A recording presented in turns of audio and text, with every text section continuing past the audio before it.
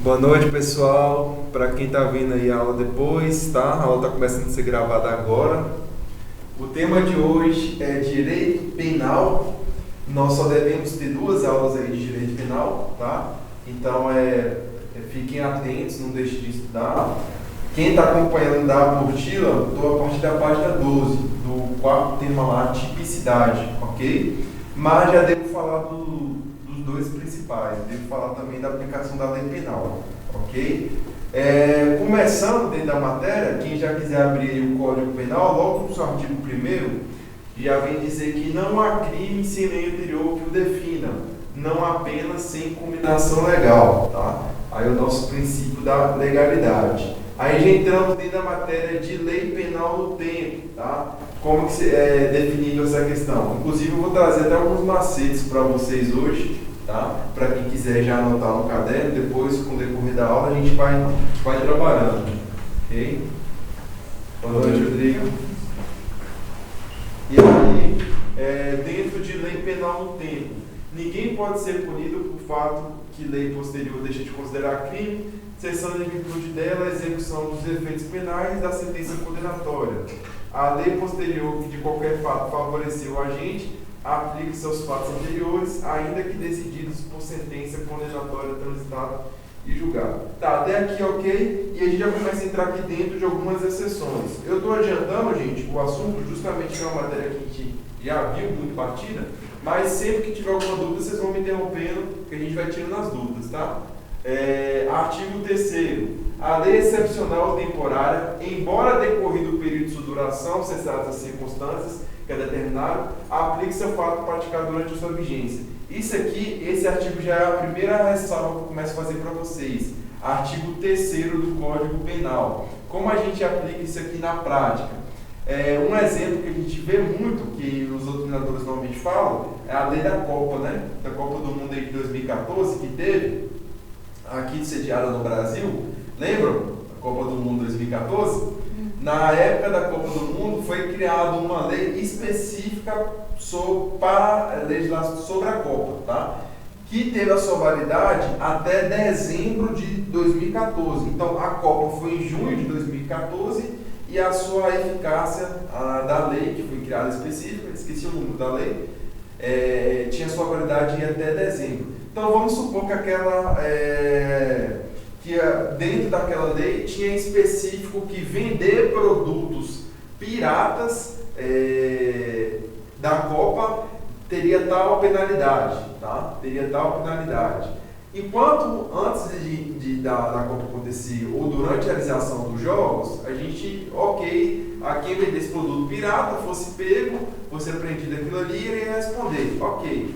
Mas depois que a Copa acabou, no final de junho ou julho, se eu não me engano, quem vendesse produto pirata da Copa continuaria respondendo por esse ilícito ou não?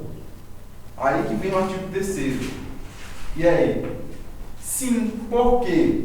Porque a lei excepcional ou temporária, a lei da Copa, embora decorrido o período da sua duração, ou cessadas as circunstâncias que a determinaram, as circunstâncias que a determinaram foram os Jogos da Copa, que terminou em julho de 2014, aplique-se o fato praticado durante a sua vigência. A vigência da lei, eu falei para vocês, era até quando? Dezembro de 2014. Então, embora decorrido o prazo, os Jogos acabaram, mesmo se cometeu ilícito após o final dos Jogos, sendo antes de dezembro de 2014, ainda assim responderia, tá? Então, basicamente, quer dizer isso o artigo 3º, ok? Tempo do crime. Aí já começa um macete que eu gosto, que vocês podem até anotar, tá? Que eu falo luta. O que seria luta? Para a gente saber qual que é o tempo do crime, qual que é o lugar do crime. Boa noite, né? Tudo bem?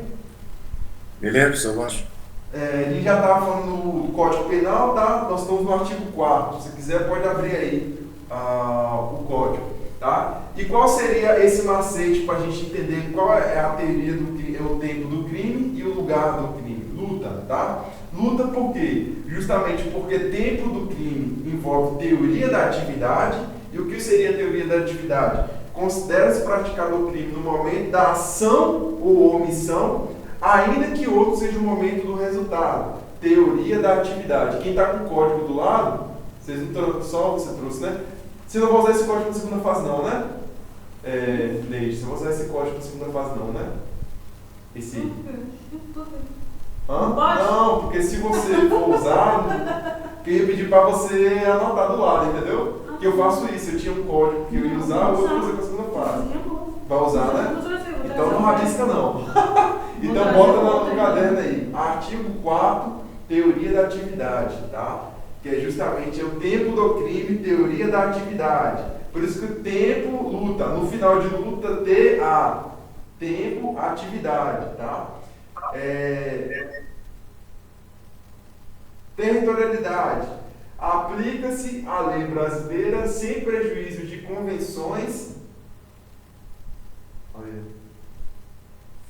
Beleza. Aplique-se a lei brasileira sem prejuízo de convenções ou tratados internacionais e regras de direito internacional ao crime cometido no território nacional. Para os efeitos penais, considere-se como extensão do território nacional as embarcações aeronaves brasileiras de natureza pública ou a serviço do governo brasileiro, onde quer que se encontre, bem como as aeronaves e embarcações brasileiras, mercantes ou propriedade privada, ou que se achem respectivamente no espaço aéreo correspondente ou em alto mar.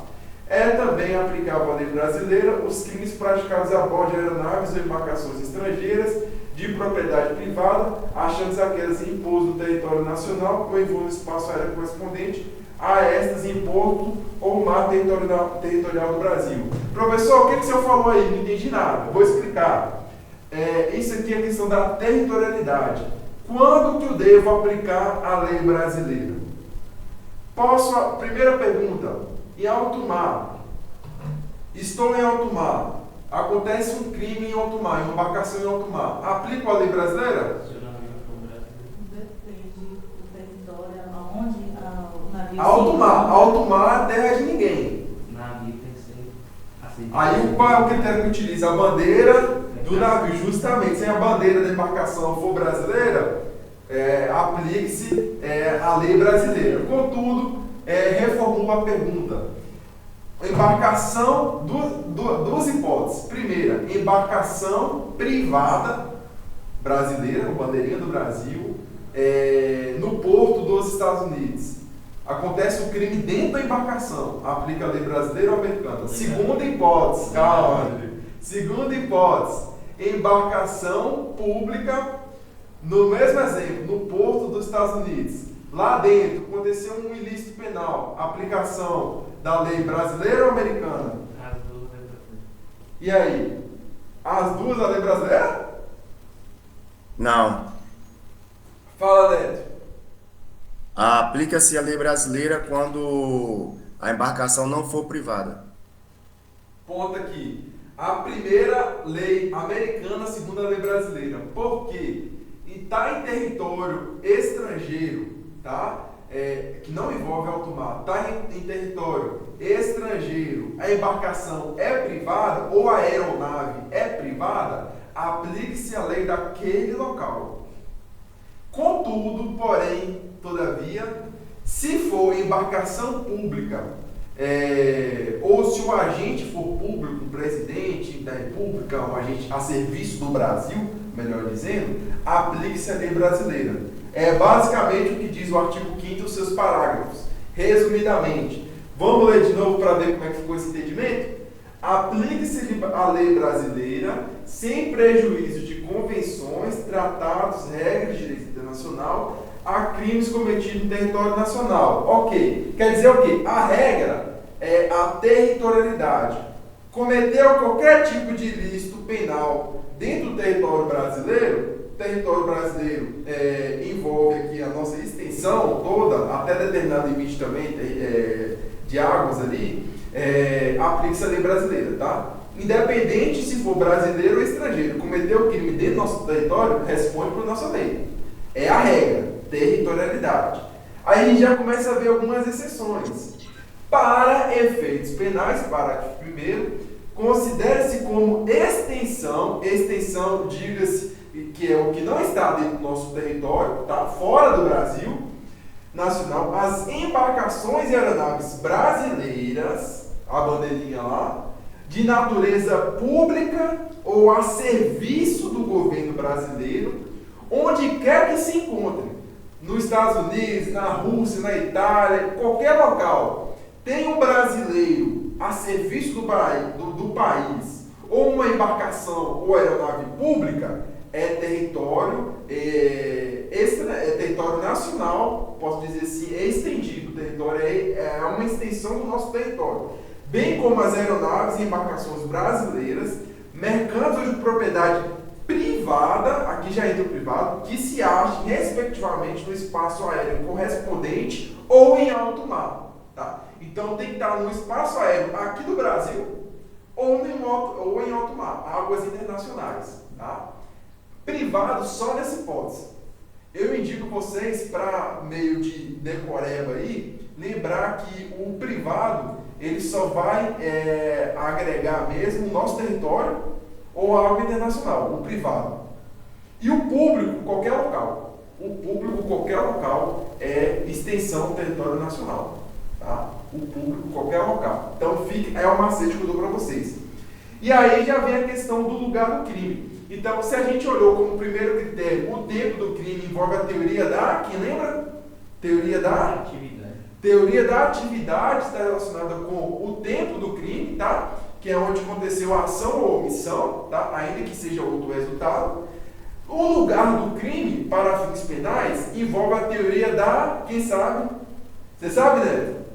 Lugar do crime? Hã? Lugar do crime. Qual é a teoria que o nosso Código Penal adota? A teoria da ubiquidade. Ubiquidade, tá? Que quer dizer o quê? Considera-se praticado o crime no lugar que ocorreu a ação ou omissão, até aqui como se fosse a teoria da atividade, no todo ou em parte, bem como, por isso que é ubiquidade, 2, onde se produziu ou deveria se produzir o resultado, tá? Então, no lugar do crime se considera a teoria da ubiquidade, tá, gente? Fica atento a isso aí. Por isso que eu falo macete luta. Luta, L-U, que é lugar do crime, ubiquidade, e tá, tempo do crime, a teoria da atividade. Por isso que fica luta. Pode fazer até assim certinho, ó. Vamos deixar assim, um embaixo do outro, tá? Luta, teoria, lugar do crime, teoria... da ubiquidade, tempo do crime, atividade. E aí já começa a entrar a questão da extraterritorialidade. Professor, o senhor falou que a regra é a territorialidade, certo? Certo. O que comete, qualquer ilícito cometido dentro do território vai responder àquele que cometeu de acordo com as nossas leis. Essa é a regra geral. Mas existem algumas extensões do território nacional, como a gente falou, envolvendo embarcações públicas ou pessoas públicas que a serviço do nosso país, em qualquer lugar, ou para embarcações ou aeronaves privadas, dentro do nosso território nacional, aqui, nosso espaço aéreo e terrestre, ou águas internacionais, mas existe hipótese de extraterritorialidade. Como assim, professor? Exemplo, Neide, vamos supor aí, ela esteja querendo tirar suas férias em Paris, né, Neide? Cansou aqui do Brasil e ela quer tirar suas férias em Paris. Assim, não, vou lá tirar minhas férias em Paris, tá? Ela trabalha em uma empresa, vamos supor, uma empresa privada, ok? Então é uma pessoa privada, não é pessoa pública, e uma civil normal, e vai tirar férias em Paris. Chegando em Paris, Neide briga lá com um francês, que o francês quis jogar uma cantada nela, e ela, séria que é, né, Neide, não quis, e falou assim, não, eu não quero, beleza. O cara persistiu, e ela foi lá e deu um tapão na cara do cara, tá? O cara continuou revoltado, ela foi lá, pegou uma faca e ela, pá! Desferiu uma facada no cara que causou uma lesão nele, tá? Uma lesão corporal grave, gravíssima nele. Gravíssima. Revoltou. Gravíssima. Te pergunto, vai ser aplicado nesse caso a lei brasileira ou a lei francesa? Você, brasileira, cometendo um ilícito aí penal contra um francês. E aí? Eu acho que Deixa eu lembrar de outra situação. E aí que vem a questão. Nós temos dois tipos de extraterritorialidade. A extraterritorialidade condicionada e a incondicionada, tá? A incondicionada está no artigo 7º, inciso 1º e as suas alíneas. Isso eu quero que vocês anotem. E a condicionada está a partir do inciso 2º, tá?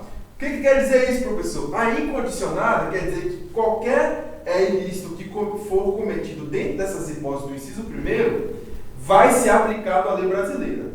Já a condicionada quer dizer que pode até ser aplicado à lei brasileira, mas dentro das condições que está no inciso 2º. Deu para entender? Quais são as hipóteses de extraterritorialidade incondicionada do inciso 1º?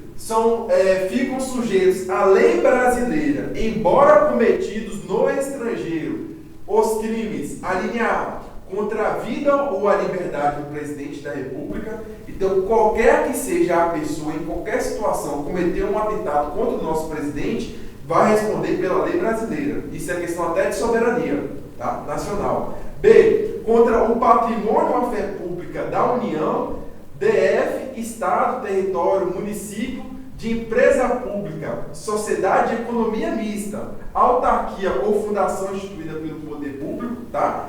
Administração direta e indireta, melhor dizendo. C, contra a administração pública para quem está a seu serviço. Tá? D, de genocídio quando o agente for brasileiro domiciliado no Brasil. Fica atento quanto a essa questão C, porque eu já vi cobrar de servidor público que estava de férias. No seu caso seria privado. Servidor público que estava de férias e sofreu. E aí? Servidor público que está de férias é extraterritorialidade condicionada. Pode, a depender do caso, ser aplicado. Mas, como regra, não vai ser aplicado a lei brasileira, não. Por quê? Porque é incondicionado se ele for da administração pública e estiver ali a seu serviço. Se ele estiver de férias, ele não está a serviço da administração. Ele está na sua particularidade, privada, vida privada. Ok? Então, essas são as hipóteses de extraterritorialidade incondicionada. E a extraterritorialidade condicionada, professor, são as do inciso 2º, tá? Os crimes praticados que, por tratado ou convenção, o Brasil se obrigou a reprimir, praticados por brasileiro, no caso de Neide, que praticou um crime, contudo, não é só isso não, Neide. Até aqui, a gente está vendo que Neide praticou um crime. Até aqui, a gente viu que se Neide cometeu aquele crime contra o francês, que ficou revoltada, ela responderia por lesão corporal gravíssima, de acordo com a nossa lei brasileira. Até aqui, mas é isso, vamos ter calma.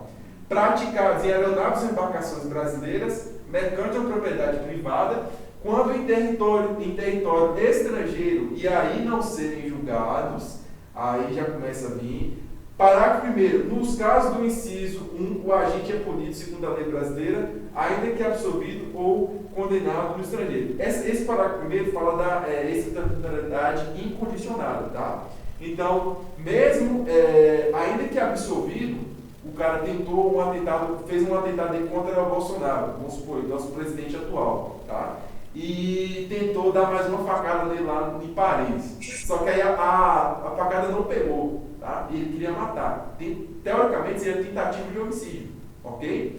Tentativa de homicídio. Mas o governo de lá, o Macron, no governo do Bolsonaro, mesmo falou assim, não, aqui você não vai responder por nada. Ele responde? Responde, porque contra o presidente da República. É incondicionada, não tem condição, responde pela lei brasileira. Olha, ó, ainda que absolvido lá, vai responder aqui, tá? De acordo com a nossa lei. Parágrafo 2º. No caso do inciso 2º, tá? Condicionado, a aplicação da lei brasileira depende do concurso das seguintes condições. Então, além disso aqui, ele ainda tem que obedecer essas condições, tá? Tem que haver o concurso. Além de ter sido os crimes que for por tratado ou convenção, o Brasil se obrigou a reprimir, no caso aí, uma lesão corporal contra a dignidade da pessoa humana, o Brasil se obrigou a reprimir. Praticado por brasileiro, praticado por Neide, contra o francês lá, tá? ainda tem que obedecer esses requisitos. Quais que são? Entrar o agente em território nacional, então você tem que voltar para o Brasil. Você tem que voltar para o Brasil, tá? B, se o fato punível também no país em que for praticado, então se esse fato que você praticou, a lesão corporal contra ele, tem que ser punível na França. Se não for esse fato seu praticado punível lá, você não vai responder aqui, tá? Se for punível lá, tem que ser punível lá, tá? Ou letra C, está o crime incluído entre aqueles pelo quais o brasileiro autoriza a extradição, tá? Justamente para poder te trazer de volta para o Brasil. Letra D. Oi, boa noite. Boa noite, dona Ilma. E aí, tudo bem? Letra D. Ei, Rodrigo. Não ter sido agente absolvido no estrangeiro ou não ter aí cumprido a pena. Vamos supor que você cumpriu sua pena lá na França mesmo, eles te prenderam. Quando chegar aqui, aí que vem a questão. Vamos supor que você pegou lá, nesse exemplo aí, lesão corporal, você foi julgado e foi apenado por 10 anos de prisão lá. De lesão corporal aqui, vamos supor que você fosse julgado aqui, ia pegar 5 anos, tá? Se fosse aqui. Você cumpriu os 10 anos lá. Quando chegar aqui, ela tem que cumprir mais 5 anos? Meio lógico. Acho que não. E aí? Pela lógica, entende que não. Agora, outra pergunta. Ela pegou 10 anos lá. Aqui pegaria 15. Quando ela chegou, ela tem que cumprir? Sim. 5 quanto? Eu acho que de acordo. Hã? Aí é pro juiz de execução penal. Hã? Ele vai Botar o calcular. comportamento lá no meio. Vai calcular. Eu Ó. acho que não seria mais 5, entendeu? Ó, a pena cumprida no estrangeiro atenua a pena imposta no Brasil pelo mesmo crime, quando diversas, ou nela é computada quanto idênticas, tá? Então vamos supor que a mesma pena ali foi computada, a lesão corporal lá é a mesma lesão corporal aqui, só que lá é 10 e aqui é 15, pode atenuar ou pode computar. Como exemplo, cometeu lá foi 10, aqui foi 15, ela pode cumprir os 5 anos aqui, tá? Ou a depender da situação pode até receber um perdão judicial, tá? Mas tem que ser cumprido. O que não pode é ela não cumprir lá, chegar aqui ela vai cumprir. Igual a gente deu exemplo, tá? A não ser que lá não seja considerado crime. Outro exemplo, professor, consumo aí de maconha. Vamos supor que o Rodrigo tá aí, passou na segunda. Calma, gente. O Rodrigo passou na segunda fase da OAB, feliz que tá, final do ano, dezembro, né? Dezembro, lá, prova dia 12, né? 12 de dezembro, a segunda fase do GSTC. Não passou, recebeu o resultado, provavelmente vai sair no início de janeiro, é um mês, tá? Início de janeiro, tá lá de férias, recebeu, passou a segunda fase. Pronto, vou comemorar na Holanda. Chegando lá na Holanda, qual é o nome da capital lá? Chegando em Amsterdã, ixi, ali que é o foco. Chegando em Amsterdã, ele vê uma vibe boa ali da galera, tá, encontra os brasileiros, e aí oferece para ele lá um pouquinho da erva verde, né? E aí o Rodrigo nunca experimentou, foi lá e decide experimentar. Experimentou legal. Chegando aqui no Brasil, ele comenta isso com um colega de trabalho dele lá do estágio lá da vara. E aí o cara fala com ele, Rodrigo, você não pode fazer isso, rapaz. Isso aí que você cometeu é um ilícito penal. Isso aqui o Brasil não permite. Te pergunto, Rodrigo, responde aqui no Brasil pelo ilícito que ele cometeu lá na Holanda? Não. Por que não? Tem nem lógica. Não, porque lá é legal. Exatamente. Lá é legal. Se lá fosse ilegal, tá? E eles não pegassem você e você confessasse, ou então alguém aí te entregar aqui, você poderia responder aqui, tá? Então, assim, olha justamente a questão da ilegalidade, tá? Ou da legalidade, melhor dizendo, tá? Então, justamente por conta disso. Ah, professor, então quer dizer que a nossa lei diz que se mesmo que for considerado crime aqui no Brasil, eu quiser cometer um ilícito em outro país, que aqui é ilícito, mas no outro país é lícito, eu posso? Vamos supor que nos Estados Unidos é legal matar. E aí eu quero matar uma pessoa, tá? Porque para mim não interessa quem for, mas aqui no Brasil eu vou pegar a pena e lá não. Eu posso ir lá matar e voltar para o Brasil? Tranquilo? Pode. Segundo a nossa lei, pode. Se lá não for considerado ilegal, pode. Ah, então eu vou lá pro Talibã, como é que é agora? Eu vou lá pro Talibã, aí pode acontecer, professor? De acordo com a nossa lei, pode. A não ser, esse exemplo do homicídio que eu falei é esdrúxulo. Por quê? Apesar de ser considerado legal lá, mas já vem outra hipótese. Qual que é a hipótese? Ó, que eu falei para vocês, que ninguém está falando. Por tratado, convenção que o Brasil se obrigou a reprimir. O Brasil se obrigou a reprimir o homicídio. É legal? É, mas o Brasil não quer mais. E aí eu vou responder, vai.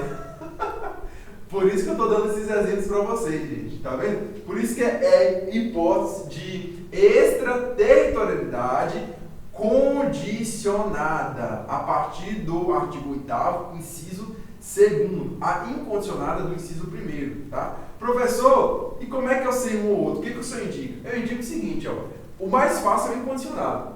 Você sabendo o incondicionado, o condicionado você vai por exclusão. Dá mais fácil é isso aí, porque essa condicionada dá para você criar 1 milhão de hipóteses. 1 milhão de hipóteses. Como é que você pega o macete aí, professor? Repararam que novamente na incondicionada eu falei envolvia serviço público, servidor público ou agências, administração direta ou indireta, relacionado à nossa administração, ao poder público? Olha o macete aí. A condicionada que é o inciso segundo. A condicionada a partir do inciso segundo. A incondicionada do inciso primeiro, tá? Fica atento com isso aí que cai muito em prova, ok? Então fiquem atentos. E aí a gente vai falar, ó, como eu falei para vocês, a sentença estrangeira, artigo 9º, a sentença estrangeira, quando a aplicação da lei brasileira produz na espécie as mesmas consequências, pode ser homologada no Brasil para 1. Obrigar o condenado à reparação do dano, à restituição de outros efeitos civis, ou sujeitar a medida de segurança, tá? Então é justamente quanto a essa questão que eu já adiantei. Questão do prazo, professor. Como é que funciona a questão do prazo no direito penal? Inclui-se o dia do começo, tá? No do prazo, e conta-se os dias, os meses e os anos pelo calendário comum, tá? Então, dentro da fração, a fração é o seguinte: vamos supor que uma pessoa foi presa aí às 11h50 da noite, tá? 11h50 da noite. Começo do dia 10. Começo a contar, no caso dele, começo a contar a partir do dia 10 ou do dia 11, já que ele foi preso às 11h50? Do dia 10. Hã? Do dia 10, mesmo, e contas como se fosse um dia todo, mesmo faltando 10 minutos para acabar o dia. Por isso que as frações não computáveis da pena, tá? Mesmo faltando 10 minutos, conta o dia do início e como se fosse um dia todo, tá? Não conta como se fosse 10 minutos do dia 10, não, o dia todo. Essas frações aí não pega, tá? Então fica atento quanto a essas questões. E aí, eu entro dentro da nossa aula hoje, começando uma matéria agora. Olha que interessante. Isso aqui foi uma pequena introdução para vocês entenderem a parte inicial, demonstrativa do nosso direito penal, como é que ele funciona.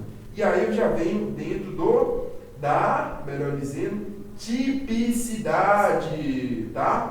Tipicidade, tá? Alguma dúvida aí, Neto? Tá dando para entender? Tranquilo, professor. Se eu errar, você me corrige, viu, Neto? Porque eu sei que você é junto com o professor Jonathan, que o professor Jonathan que é mestre nisso aí. Que é isso, tá aprendendo. Então bora lá, bora continuar. Gente, vamos entrar dentro do assunto agora relacionado à tipicidade, tá? Como é que funciona a questão da tipicidade? Melhor dizendo, o fato típico. Lembrando que o nosso direito aí, né? Nós trabalhamos o conceito da teoria analítica, tá? Que envolve a tipicidade, a ilicitude, a culpabilidade, tá? Esse tripé aí, tá? Então é o conceito analítico. Crime é uma conduta típica, antijurídica e culpável, tá? Típica, antijurídica e culpável. Antijurídica a gente conhece por ilícito, tá? Ilícito, típico, ilícito e culpável, tá? Então fica atento aí. E a primeira conduta analítica que nós vamos trabalhar agora é o fato típico, tá? Lembrando que aí já vem a questão da causalidade, enfim, utilizamos a teoria de Hans Weltzing, tá? Do alemão aí, tá? Que o dolo está dentro da nossa tipicidade, tá? Diferente da teoria causal aí, que eu esqueci quem é o doutrinador, que o dolo está dentro de culpabilidade. Professor, qual a diferença de um e outro? Basicamente que se o dolo está dentro da tipicidade, o que a gente analisa para fins penais é justamente a intenção da pessoa. A gente não fala muito isso? Para a diferença de uma pessoa que comete um homicídio e aquele que comete apenas uma lesão corporal não é a intenção? Qual era a intenção do cara? A intenção do cara não era matar e por circunstâncias alheias ele não conseguiu, ele cometeu uma tentativa de homicídio. Agora a intenção do cara era lesionar, aí ele consegue lesionar, mas por conta da lesão a pessoa acaba morrendo. Ele cometeu homicídio? Não, cometeu lesão corporal com resultado morte, tá? Que analisa a intenção, justamente por conta dessa teoria adotada por Hans Weltzing, tá? A teoria finalista, para quem quiser anotar, tá? Teoria finalista, justamente que o dolo está dentro da nossa tipicidade, tá? Então fica atento quanto a essa questão. Se fosse teoria da causalidade, que o dolo estivesse na culpa, tá? Que no direito nosso penal militar adota a teoria da causalidade, direito penal militar, graças a Deus não cai na OAB, mas adota a fim de curiosidade, não analisaria a intenção, analisaria apenas o resultado. Você, mesmo com a intenção de lesionar, mata o cara, você não responde lesão corporal, você responde por homicídio, porque você teve culpa. Perceberam a diferença? De trazer o dolo da culpabilidade para a tipicidade? Então é justamente isso. Teoria qualquer? Essa é finalista. Finalista, de Hans Weltzing, tá? Nem sei se eu estou falando direito não. Estou falando direito aí, né? Tranquilo. Tá? Então fica atento quanto a essa questão aí, tá? Relação de causalidade. Então na relação de causalidade, que está lá no artigo 3º, 13 do Código Penal. Quem está com o Código Penal aberto aí, gente? Lê para nós aí, Neide. Artigo 13.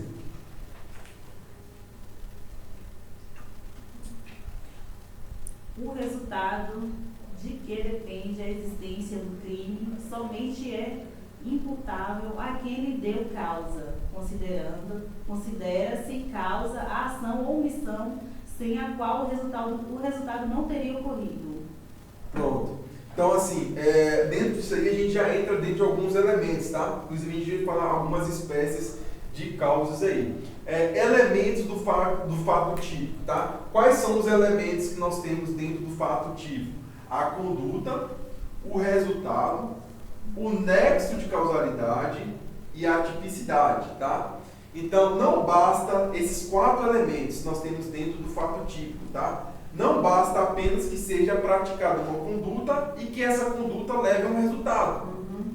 Tem que haver um nexo entre essa conduta e o resultado, tá? Então, não basta que eu tenha a conduta de querer matar alguém e acontece o resultado, a pessoa morre, só que o nexo de causalidade não ocorreu. Diga-se, eu quis matar alguém, tá? Mas por circunstâncias alheias eu não consegui, mas mesmo assim a pessoa morreu porque foi atropelada. Eu respondo pelo homicídio? Não. Por quê? Não houve um nexo de causalidade. Não fui eu que matei. Eu queria matar, mas não consegui matar e a pessoa foi atropelada em outra circunstância. Aí justamente as espécies de causa. Seria óleo na pista? Pode ser. Passar para o assalto? Como assim? Explica de Ele novo. faz aqui quando é para Salvador. Hum. Colocou óleo na pista e do óleo aconteceu um acidente e a pessoa vai morrer. Mas Aí a intenção teve era nexo. assalto. Ah, tá. Aí usa esse é o princípio da consunção, tá? Não sei se já ouviu falar. Em qual um crime meio ele é absolvido pelo crime fim, tá? Vamos supor, você quer assaltar um banco, tá? E aí você vai lá com uma arma para assaltar um banco, certo? Você tem que assaltar um banco com uma arma. Se você não for com uma arma para assaltar o banco, você não vai conseguir, justamente por ter segurança e tal. Então você tem que ir com uma arma. Você foi preso. Te pergunto, você vai responder só por tentativa de roubo aí, por roubar, às vezes, pegamos por que você roubou. Você vai ser preso por roubar o banco, mais a posse ilegal de arma, ou só pelo roubo? Só pelo roubo, justamente por conta do princípio da construção. Que o crime meio, porte ilegal da arma, foi absorvido pelo crime fim, roubar o banco. Justamente porque não teria como ser feito por ele. Então, nesse caso, Tá? vai ser condenado por... Nesse caso, vai ser aí vai depender do caso. Se ele queria roubar o carro, mas jogou o óleo na pista, provavelmente aí ele vai responder por homicídio. Por homicídio, consumado. Porque nessa questão aí é uma questão bem esdrúxula, mas é legal esse exemplo que você deu. Porque nesse caso, o meio emplacado por ele não era um meio, posso dizer assim. Ele teria como fazer de outra forma. No caso do banco, não. Ele só conseguiria assaltar com a arma. Mas no caso do carro, sim. Ele conseguiria roubar o carro sem ter que derrubar o carro. Você entendeu? Aí você tem que olhar o meio empregado. Nesse caso, seria por homicídio.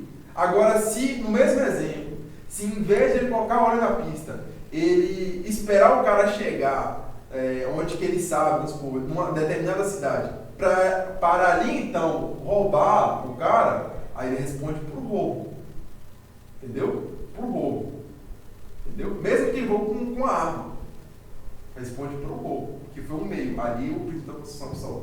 Deu para entender? É o meio empregado. Se você tinha como usar meio diverso daquele para poder, enfim, cometer o seu ilícito penal, ali que vai aplicar. Então, não utilize qualquer meio como princípio da construção. Tem que ser um meio empregado que você não conseguiria chegar ao resultado sem ele. Sem ele. Mas você teria como roubar um carro sem colocar óleo na pista. Na verdade, esse seria meu último pensamento. Não, é porque acontece aqui na região. Acontece. Já vi muito caso desse mesmo. Já vi cara jogar aqueles negócios com pneu furado. Entendeu? Mas acontece. Enfim. Elementos do fato típico. Conduta, resultado, nexo, causalidade e atipicidade. Tá? Então, aí eu já expliquei para vocês como é que funciona cada elemento desse aí. Espécie de causas, tá? Pela própria denominação, nexo causal, é possível perceber que consiste no vínculo liame da causa e efeito entre a ação e o resultado, tá? É justamente o que eu falei com vocês. É importante a gente estudar as causas absolutamente independentes e as relativamente independentes da ação. Como é que funcionam essas causas absolutamente ou relativamente independentes?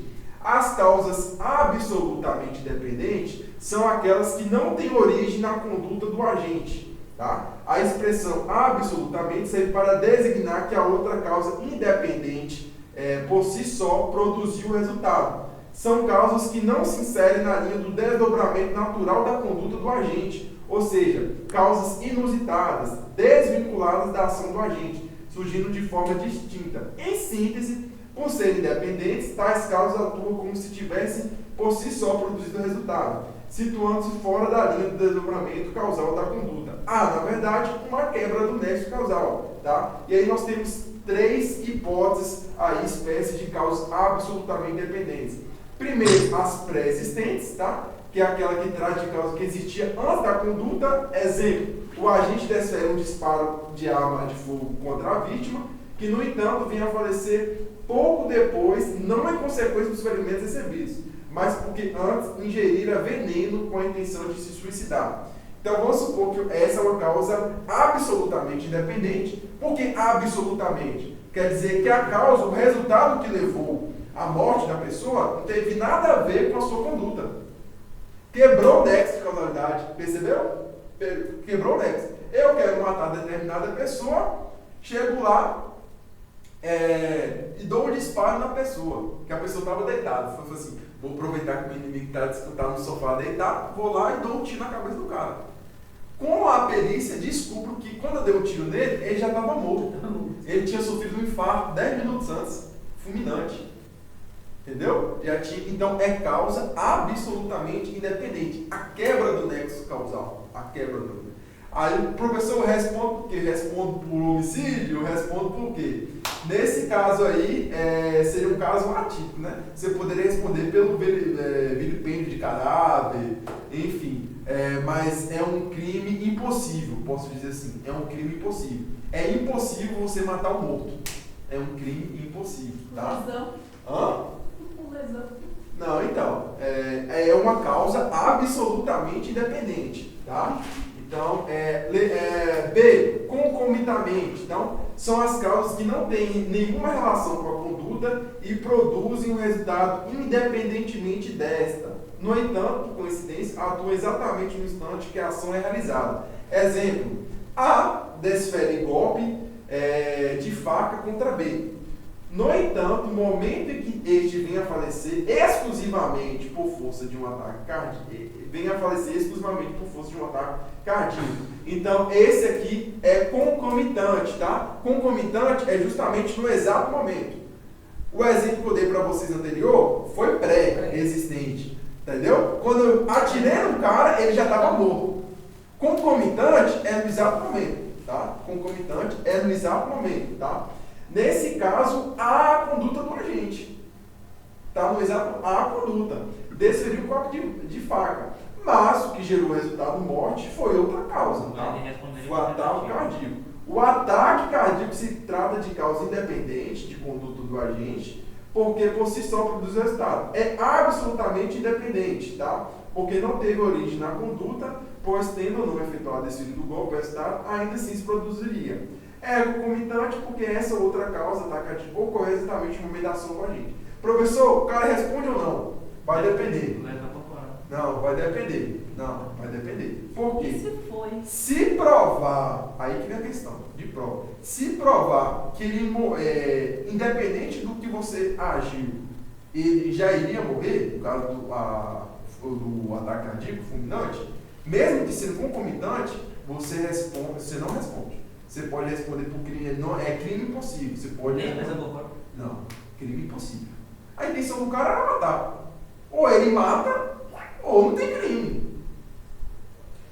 Olha a intenção, teoria finalista, de transverso, tá? Ou é homicídio, ou tentativa. Professor, aí não seria tentativa de homicídio? Não. Existe tentativa de homicídio de morto? Não, tá? Não. Então, é justamente. Agora, se provar que em vez de ter vamos supor, em vez do cara estar tendo um ataque fulminante, vamos supor que provou ali que o cara estivesse, vamos supor, em um momento ali de embriaguez completa, total ali, tá? Que poderia levar a um coma, alguma coisa. Poderia, tá? O cara responde, aí ele já responde, tá? Por quê? Porque provou que o fato, ele morreu, não foi só por conta da embriaguez, mas também por conta da facada, entendeu? Então aí vai depender, a questão vai deixar bem explícita para vocês, bem explícita. A OAB, ela é bem escrachada com isso, e também já sabe, a gente mostra muitos exemplos aqui, então vocês não vão ter dúvida não. E as causas absolutamente supervenientes. A gente já viu pré-existente que é antes, concomitamente no mesmo instante, superveniente entende que é depois. São casos que atuam após a conduta, ou seja, que surgem depois da conduta desenvolvida pelo agente. A ministra veneno na alimentação de B. Antes do veneno produzir efeitos, há um desabamento ou incêndio na casa da vítima, que morre exclusivamente por conta dos escombros. Entendeu? Então é uma causa superveniente. Eu queria cometer o ilícito antes, tá? Eu vou lá, boto veneno pro cara, só esperando a spray lá pro cara chegar e tomar. Antes do cara tomar, a casa dele desaba. Entendeu? Eu respondo por alguma coisa? Não respondo. É uma causa superveniente. Por quê? O fato aconteceu depois que eu já tinha praticado, coloquei o veneno. Mas é absolutamente independente. Absolutamente independente é justamente o que eu falei com vocês. Quebra o quê? O nexo causal. É uma quebra do nexo causal entre a conduta e o resultado. Tá? Então, deu para entender isso aí, galerinha? Professor, e o que seriam as causas relativamente independentes, tá? Nós aprendemos absolutamente e agora as relativamente. Tá dando para entender aí, né? Tô falando muito difícil? Não, tá de boa, professor. Tô acompanhando aqui a leitura. Tá, né? Tô tentando ir com calma e com exemplo, porque eu sei que é um assunto que exige um pouco mais de raciocínio. Então eu tô indo com mais calma com vocês, tá? O que seriam as causas relativamente independentes? Tá? São aquelas que tiveram origem na conduta do agente, ou seja, essas causas somente surgiram porque o agente desenvolveu uma conduta. Professor, dá um exemplo a gente? Dá. Vou dar para vocês. Primeiro, nós temos que ver que elas também têm algumas espécies, tá? Inclusive sendo pré-existente, concomitante e superveniente, da mesma forma que as absolutamente. Mas aqui, por entender que ser relativo, já tem aquela premissa que o cara vai responder. Aí que vem a questão, Rodrigo. O cara vai responder. Na absolutamente, o cara não responde. Deu para entender? Por quê? Ele não cometeu um crime. Mas aqui ele cometeu. Só que é relativo. Quer dizer o quê? Que já aquela premissa que ele cometeu, mas aquela pessoa chegou àquele resultado em parte porque o cara cometeu e em parte por conta de um fato fora do que ele cometeu. Por isso que é relativo. Tá? A pré-existente, o que seria a pré-existente? A causa que efetivamente gerou o resultado. Já existiu o tempo da conduta do agente que concorreu para a sua produção. Exemplo, A, com a intenção de matar, desfere um golpe de faca na vítima, que é hemofílica, e vem a morrer em face da conduta. O que é hemofílica, gente? Hemofílica é justamente por conta... Faz transfusão? A pessoa, isso, a pessoa ali que, por causa de pouco sangue, qualquer coisinha, ela dá problema, tá? Dá problema. Ó, A, com a intenção de matar, desfere um golpe de faca na vítima, que é hemofílica, e vem a morrer em face da conduta, somado à contribuição de seu peculiar estado físico. Porque, se não fosse a pessoa hemofílica, a facada que deu, a pessoa não morreria, uma pessoa normal, não morreria.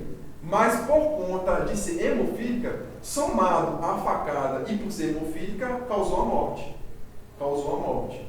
Tá? Causou a morte. No caso, o golpe isoladamente seria insuficiente para produzir um resultado fatal, de modo que a hemofilia atuou de forma independente, produzindo por si só o resultado. Nesse caso, há a conduta do agente, mas o que desencadeou efetivamente o resultado da morte foi outra causa, a hemofilia. Tá? Essa outra causa é independente da conduta do agente, porque por si só produziu o resultado. É relativamente dependente porque teve origem na conduta do agente, pois se o cara não tivesse desferido a facada, essa outra causa não iria desencadear a morte da pessoa. Tá? Então é pré-existente. Nesse caso, como há uma soma de causas e não quebra do nexo causal, o agente responde pelo resultado pretendido, qual seja o homicídio. Tá? No caso, o homicídio consumado, a menos que que não tenha concorrido para ele com dolo ou culpa. Vamos supor, hipótese de culpa, ele não queria, enfim, outra intenção, né? Mas o cara aqui na questão, no exemplo, ele quis se matar. Tá? Só que a facada dele não seria o suficiente para matar uma pessoa normal. Tá? Mas por conta da pessoa ser com a hemofilia, ele veio a morrer. O cara responde? Responde por quê? Aí analisa o quê? A intenção. Qual é a intenção do cara? Matar? Matou? Mesmo que não seja 100% por conta dele, mas matou? Matou, homicídio. Pegou? Fio da meada? Neide? Pegou? O que seria a causa? O caso que eu falei então é assim, relativamente independente. Relativamente independente. Vai pelo no caso, seria o roubo com o resultado de morte. Posso dizer assim. Não chegou a consumar roubo porque... E seria homicídio então. Vai depender isso, vai depender do... É porque se tinha uma hora o cara só bateu. É homicídio. Concomitante. O que seria concomitante? Seria justamente a causa, a mesma coisa, né, gente? Como eu falei, ao mesmo tempo. Exemplo, considere seu ataque à vítima por meio da faca que no exato momento da agressão sofre ataque cardíaco, vindo a falecer. É o mesmo exemplo anterior que eu falei com vocês. Apurando-se que a soma desses fatores causa produziu a morte, já que a agressão e o ataque cardíaco considerado isoladamente não teria o condão de produzir a morte, tá? Então, foi o caso que eu dei exemplo anterior. Se o cara fosse matar e aquele ataque cardíaco não fosse fulminante, comprovado que não era fulminante, o cara ali não morreria, poderia, enfim, dar problema de saúde, mas não morreria, e a facada contribuiu, responde por homicídio. Responde por homicídio, concomitante. E superveniente, causa relativamente superveniente, é que acontece depois, né, gente? Depois, tá? Na hipótese das causas supervenientes, embora existe nexo físico-naturalístico, que excepcionou a regra geral, exclui a imputação do resultado ao agente, devendo, então, responder pelos atos anteriormente efetivados e praticados. Exemplo, eu vou lá e quero matar a pessoa, tenho uma intenção de matar a pessoa, tá? Dou 10 facadas para a pessoa. Eu, crente que a pessoa morreu, fui embora, cometi homicídio. Mas a pessoa ainda não tinha morrido, tá? E aí a ambulância vem e leva a pessoa para o hospital, tá? Leva a pessoa para o hospital. A pessoa chega no hospital ainda com vida, tá? Contudo, tem um incêndio no hospital e a pessoa acaba falecendo queimada. Tá? É uma causa relativamente superveniente, aconteceu depois. Respondo pelo quê? Respondo pelo homicídio. Respondo pelo homicídio. É relativamente, mas eu respondo por homicídio, tá? Cumprir a minha intenção ali, mesmo que a causa seja relativamente. Mesmo no caso dos outros, mesma coisa dos outros, não muda nada. Só que um é antes, o outro no mesmo tempo, outro é depois. Tá? Gente, hoje é só, tá? Hoje é só. Quero que vocês deem uma lida aí na apostila para mim, até da página 1, até, para você também, né? Pra galera aí. Da página 1 até a página... Todo. Ixi, é longo. Até a 30. Vou botar até a 30 aí. Página 1 a página 30, tá? Vocês vão ter até segunda-feira para fazer isso. Então dá tempo. Página 1 a página 30, ok? Qualquer coisa, gente, estou à disposição. Agradeço a galera da internet aí. Boa noite. E até a próxima aula. Valeu! Valeu, professor.